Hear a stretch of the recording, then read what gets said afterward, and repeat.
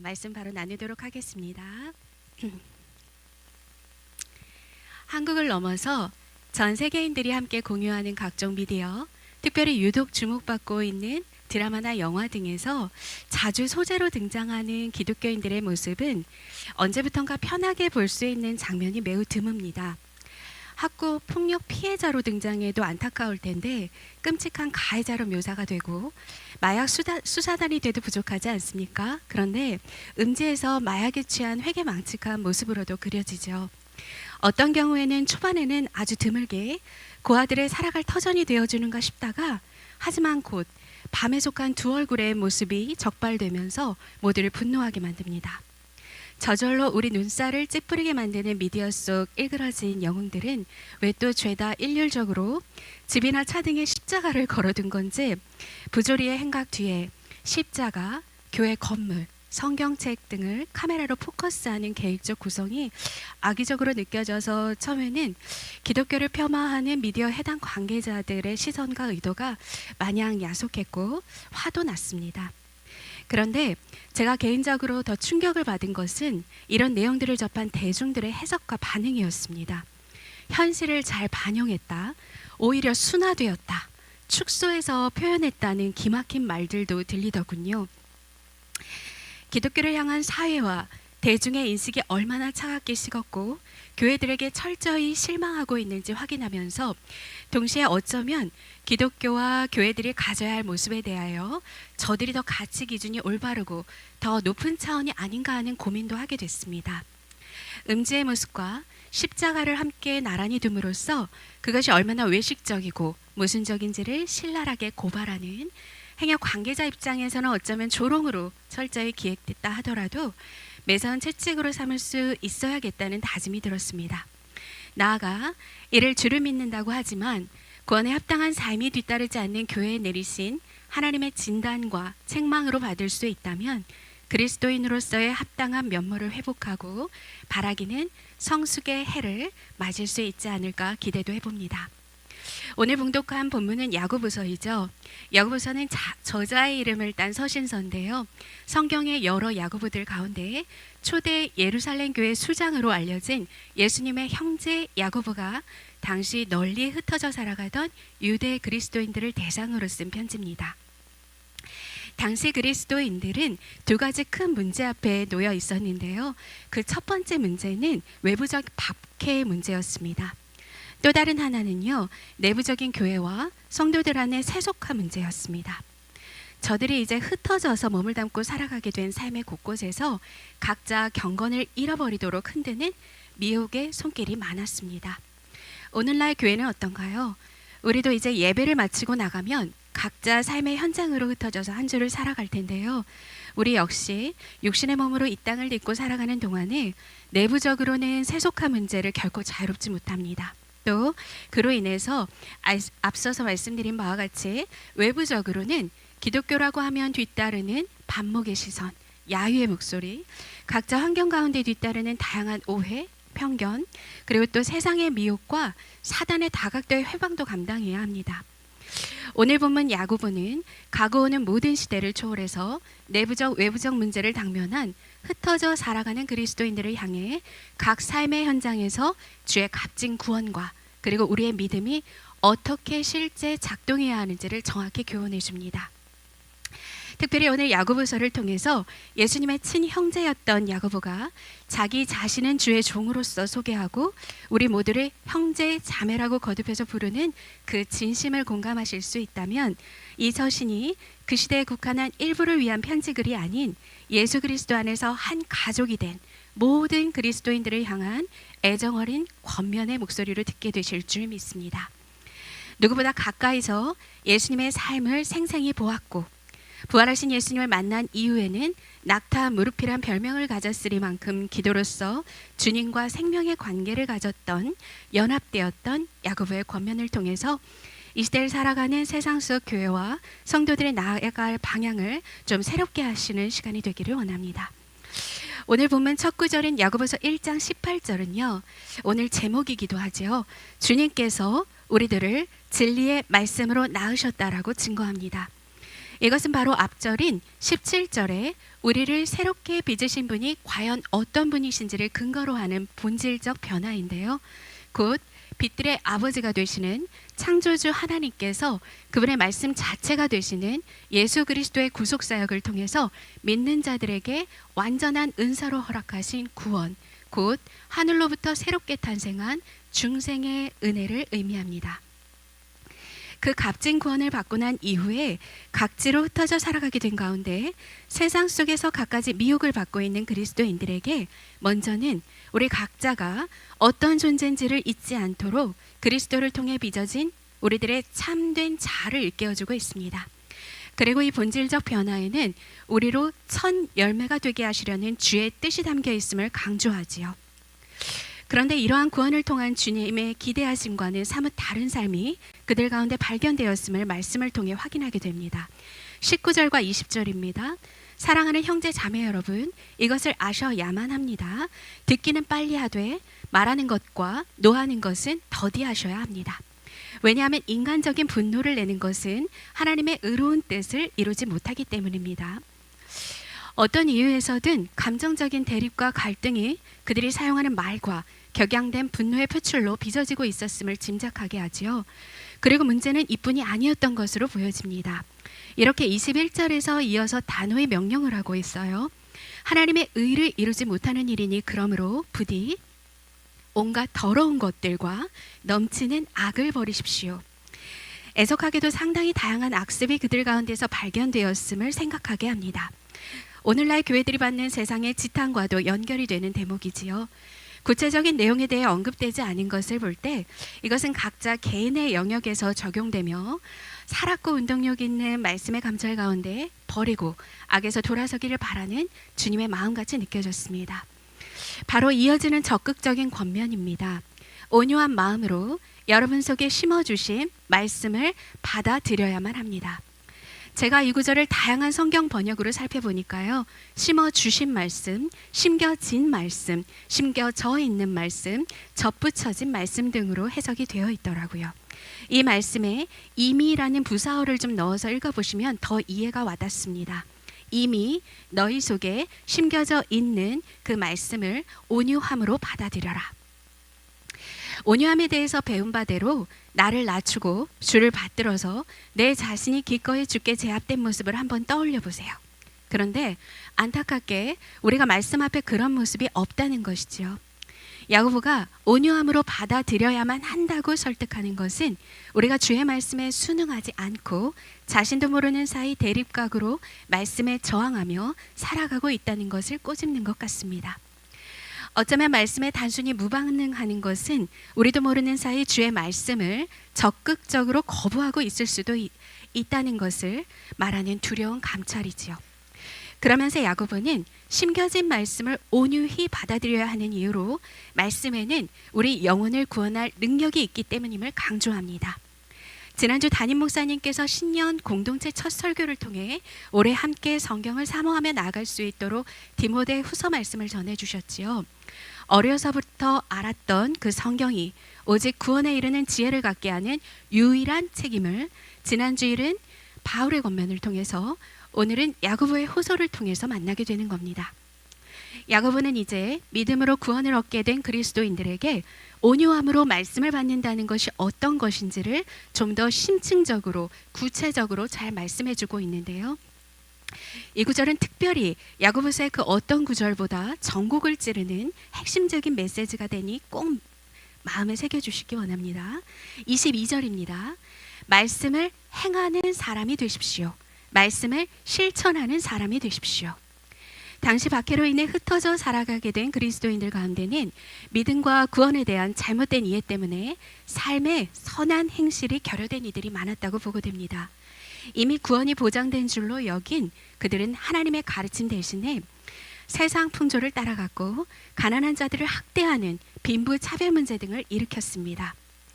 이에 야고보는 혼돈과 위선에 빠진 교회와 성도들을 향해 믿음으로 구원에 이른다는 이신칭의의 전제 위에서 그 믿음은 매일의 삶의 행위로서 그 진실성이 증명된다는 것을 강조하게 됩니다. 믿는 자들은 반드시 삶의 선한 행실이 따른다는 것을 말이지요. 심지어 야고보는 이렇게 단호히 말을 해주고 있어요. 만일 말씀을 들었는데 행하지 않는다면 스스로를 속이는 것이라고요.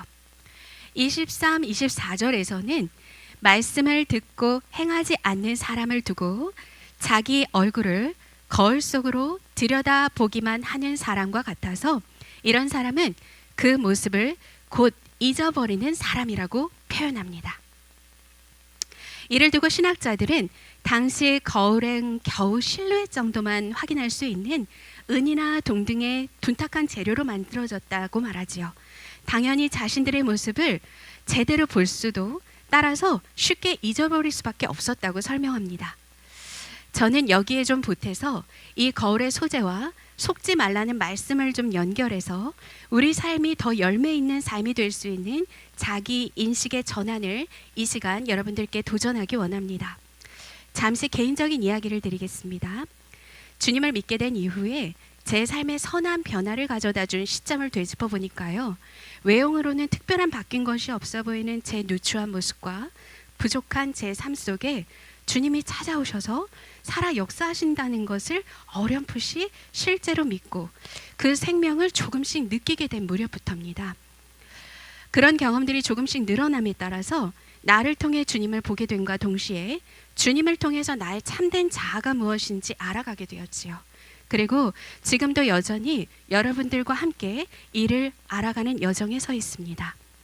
이를 두고 성경에서는 속사람과 겉사람 혹은 참 자아와 거짓 자아, 그리스도 안에서 새로운 피조물이 된 새 사람과 반대로 옛사람의 습관 등으로 설명합니다. 오늘 본문을 통해서는 진리의 말씀으로 너희를 낳으셨도다 말씀하시면서 진리의 말씀으로 잉태된 하늘로부터 새롭게 출생한 우리들의 참된 자아상을 일깨워주고 있어요. 저의 경우에는 어떤 날에는 나의 겉사람이 나를 온통 주장해서 주님의 뜻과는 전혀 다른 열매 없는 헛된 길을 헤매기도 합니다. 그러다가 어떤 날에는 나의 속사람이 온전히 반응해서 더러 선한 결실을 보기도 하지요. 기도의 사람 야고보는 말씀을 듣고 행하지 않는 사람은 스스로를 속이는 것이라고 말합니다. 그리고 오늘 저희가 나눈 본문 앞단락에서 이미 같은 여정을 걷는 믿음의 형제 자매들을 향해서 강한 어조로 명령했었어요. 형제 자매들이여 속지 말라. 말씀에 행하지 않는다는 것은 곧 진리의 말씀으로 새롭게 창조된 진정한 나, 속사람의 정체성을 제대로 인식하지 못하고 옛사람 본성, 즉 겉사람의 모습으로 살아가는 것과 같기에 결코 속아서는 안 된다. 스스로 속이지 말라라고 일깨우는 것입니다. 뿌옇거나 조각난 거울에 불안정하게 맺힌 모습이 아닌 수건을 벗은 얼굴로 주님을 영과 영으로서 대면할 수 있는 은혜가 우리에게 주어졌다는 것을 꼭 기억하기 원합니다. 영으로서 주의 뜻을 이루는 속사람은 날로 강성해지고 얼마든지 겉사람의 행실은 소멸되어 나갈 수 있다는 것에 눈뜨실 수 있기를 원합니다. 저와 여러분 모두요. 야고보는 이제 25절부터 1장 마지막 절까지 내가 과연 누구인지 자신의 모습을 확인하기 어려운 희미한 거울 앞에서 여전히 왜곡된 상에 머물러 있거나 혹은 금세 뒤돌아서 내 자신이 누구인지를 잊어버리거나 그렇게 어떤 존재인지를 망각하는 스스로를 속이는 자가 아니라 말씀이 실행되어지는 삶이 있다는 것을 환기시키면서 말씀으로 도전해 줍니다. 25절 그러나 완전한 율법 곧 자유를 주는 율법을 잘 살피고 끊임없이 그대로 사는 사람이 있다는 것이지요.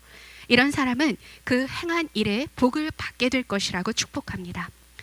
예수 그리스도는 순종의 삶으로써 율법의 완성자가 되셨어요. 그러기에 우리는 육체적 나 혹은 세상에다가 시선을 고정하고 있는 나 대신에 우리 속에 역사하시는 주님을 잘 살피고 들여다보고 있을 때 죄에서 해방된 자유자가 됩니다. 그리스도 안에 있다는 것은 죄로부터 자유를 누리는 것입니다. 세상이나 우리 겉사람에 더 이상 얽매이지 않을 수 있는 힘이 바로 여기서 생겨납니다. 나를 보지 않고 내 속에서 역사하시는 주를 지속적으로 보게 될 때 죄에서 자유케 한 복음으로써 우리를 자유케 한 그 완전한 법을 우리의 흩어진 삶의 영역에서 실제로 실행해 나갈 수 있는 것이지요. 24년도 1월은 승리하려면 뒤따라가는 것이라는 주제로 배워가고 있습니다. 우리를 온전케 하시는 주이신 그리스도 예수를 쫓아 진리의 말씀이 삶에 실현되는 복된 우리 모두가 되었으면 참으로 좋겠습니다. 야고보는요, 이제 끝으로 우리들 각자 자신의 경건함을 주님 앞에서 정직하게 확인해 볼 수 있도록 경건의 표지 3가지를 분명하게 우리에게 전해주고 1장을 마무리합니다.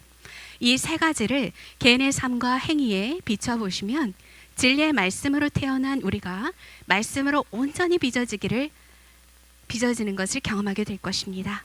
그런 경험이 있기를 원합니다. 우리의 경건을 점검해 볼 수 있는 그 첫 번째 경건의 지표는 먼저 혀의 다스림입니다. 26절, 누가 스스로 경건하다 생각하면서 혀를 다스리지 않는다면 이 사람의 신앙은 헛된 것이라고 진단합니다. 이것은 앞전에 말하기와 성내기를 더디하지 않으면 하나님의 의를 이룰 수 없다는 것과 연결할 수 있겠습니다. 언어의 폭력성과 그로 인한 폐단을 여러분 모두 모르지 않으실 겁니다. 사람이 죽고 사는 일과도 매우 밀접한 것을 매스컴 통해서 보게 되지요. 저는 개인적으로 나름의 상담 사역을 해나가면서 어떤 한 사람이 자기 삶에서 말로 받은 상처가 얼마나 지독스럽게 그 사람의 인생을 발목 잡는지를 종종 봅니다. 그 사람에게서 그 상처가 빠져나가고 새살이 돋아나기까지는 숱한 사랑과 인정의 말이 덧입혀져야 하더군요. 우리의 혀가 주님의 선하신 다스림 안에 머물러서 오롯이 하나님의 도구로서 우리 말이 덕스럽게 쓰임받기를 원합니다. 그 두 번째 경건의 지표를 말씀드립니다. 손의 다스림이라고 할 수 있겠습니다. 27절, 하나님께서 보시기에 흠이 없는 경건은 고난을 겪고 있는 고아들과 과부들을 돌보아주는 것입니다. 청장년방에는 정오의 공동체 말씀이 올라가고 있습니다. 주님은 나의 최고봉 365일 묵상집이지요. 다소 어려운 용어들도 있어서 한 번에 와닿지는 않을 수 있을 것 같아요. 그렇지만 두어 번 집중해서 읽고 깨닫게 해주시기를 기도하신다면 주님과 동행하는 경건훈련에 도움이 되시리라 믿습니다. 마침 주님은 나의 최고봉 1월 10일 내용이 고아와 과부를 돌봐주는 것을 경건과 연결시키는 야고보의 말씀과 깊은 연관이 되어서 잠시 토막을 읽어드리고자 합니다. 은혜의 두 번째 위대한 역사는 거룩하게 된 자 가운데 임하는 기업입니다. 거듭난 영혼은 성화의 과정을 겪으며 자신에 대한 권리를 신중하게 예수 그리스도께 양도합니다. 아울러 타인에 대한 하나님의 관심을 자신의 관심과 완전히 일치시킵니다. 아멘. 나의 손을 더 이상 겉사람으로서의 내가 주장하지 않게 되죠. 내 손뿐 아니라 발, 내 물질, 은사, 시간, 내 모든 것이 주님이 기뻐하시는 일의 도구와 통로가 되기를 갈망하게 되는 것입니다. 이러한 하나님의 기업으로서의 삶은 주님의 뜻하심이자 지대한 관심사이시기에 우리의 마음과 순종을 받으실 뿐만 아니라 이 일을 가능토록 다각도로 주님이 도와주십니다. 온갖 좋은 선물과 모든 온전한 은사는 위에서 빛들을 지으신 아버지께로부터 내려옵니다. 라는 야고보서 1장 17절 말씀처럼 말이지요. 구주와 섬김을 삶에서 실행해 나가시면 피부로 가깝게 주님의 풍성한 영과 육의 공급과 무한한 능력을 체험해 보실 수 있으리라 확신합니다. 마지막 세 번째 경건의 지표는 모든 것을 포괄하는 개념인 것 같은데요. 욕구의 다스림이라고 이름 붙여보았습니다. 어쩌면 삶 전반의 다스림이라고 할 수 있겠지요. 하나님 보시기에 깨끗한 경건은 자기를 지켜 새 속에 물들지 않는 것이라. 진리의 말씀으로 빚어지기 이전의 자아는 새 속에 순응하면서 세상 속에서 자기를 추구하는 존재이고 그것이 바로 우리 겉사람의 자아라고 말씀드렸습니다.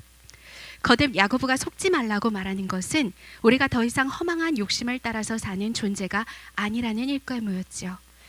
지난주 디모데후서 말씀 속에 말세적인 특징으로 자기애, 무정함, 돈사랑, 부모 거역, 교만, 사나움, 무절제 등이 열거됐었는데요. 이것은 철저히 새 속에 물든 거짓된 자아상이기에 이것들에서 결탄하고 돌아서서 자신을 부단히 지켜내야 할 것입니다. 이렇게 세 가지 경건의 지표, 혀, 손, 우리 욕구가 주의 다스림 가운데 온전케 될 때 우리를 통해서 주의 음성이, 또 주의 온기가, 그리고 주의 거룩함이 전해질 것입니다. 주께서 우리를 통해서 맺혀주실 선한 열매들을 오늘도 주님도 또 우리 모두가 함께 기대하기 원합니다. 오늘은 함께 야고보서 1장 말씀을 나누었습니다. 야고보는요, 야고보서를 통해서 예수님이 어떤 분이신지, 그리고 그분 안에 우리가 도대체 누구인지 자각하고 인식할 수 있도록 눈뜨게 일깨워 줍니다. 그러면 행위는 너무 자연히 따라한다는 것이죠. 주님의 해산의 수고로서 존재의 놀라운 변화를 얻게 되었지만 그리스도 안에서 영혼의 자유로 살아가는 대신 여전히 그리스도 밖에서 세상에 매여 살아가는 형제 자매들을 바라보며 안타까웠을 야고보의 마음, 곧 주님의 마음을 마주합니다. 야고보는 예수님이 부활하신 이후에서야 형 예수가 주가 되심을 알았습니다. 이후 그가 얼마나 예수님을 그리워하며 기도의 자리로 나아갔을지 낙타 무릎이란 별명을 통해서 감히 짐작이 되더군요. 주님과 소통하는 그 시간, 주께서 담당하신 그 십자가를 통해 자신과 인류에게 허락하신 그 측량 못할 은혜와 선물을 온전히 헤아리게 되면서 얼마나 자유하고 또 얼마나 그의 영이 감격했을지, 스스로 주님만 쫓는 종된 삶이 자랑스러웠을 것입니다. 스스로를 종이라고 이름짓도록 말이지요. 주의 영과 영으로 마주하며 회복된 형상, 참 자아로 빚어지는 그 시간, 주님의 성품이 자신에게로 흘러들어오고 또 주님의 뜻하심이 삶의 현장에서 펼쳐지는 것을 누구보다 야고보가 생생하게 체험했을 것입니다. 그렇게 진리의 말씀이신 주님이 자신의 삶과 몸에서 체화되고 성품되어지는 그 열매를 본 스스로에게서 먼저 발견한 야고보는 행함이 없는 믿음은 죽은 것이라는 말씀까지 당당하게 확고하게 전할 수 있었던 것이겠지요. 그 생명의 길을 걸어온 야고보를 통한 권면을 오늘 마음 깊이 새기며 우리가 흩어져 살아가게 될 삶의 현장에서 진리의 말씀으로 태어난 자아를 실현하고 또 이미 심겨주신 말씀을 추구하며 살아갈 수 있다면 세속에 물들어서 세상 지탄의 부끄러운 주인공이 아니라 짠맛 잃은 소금같이 밖에 버려져 밟히는 인생이 아니라 성령 안에서 비상하며 세상을 거슬러 발닿는 모든 곳에서 말씀을 실행하며 살아가게 될 것입니다. 내 속에서 역사하시는 주님을 바라보고 주님을 통해 온전케 되어지는 나를 기대할 때 우리도 주님이 세상에 보내시는 한 편지가 돼서 주님의 목소리와 주님의 온기와 주님의 거룩함을 실어 나르게 될 것입니다. 이를 위하여 모든 시간 우리가 기억해야 할 힘있고 능력 있는 주의 약속입니다. 진리의 말씀으로 우리를 낳으셨느니라. 함께 기억하시면서 기도하시겠습니다.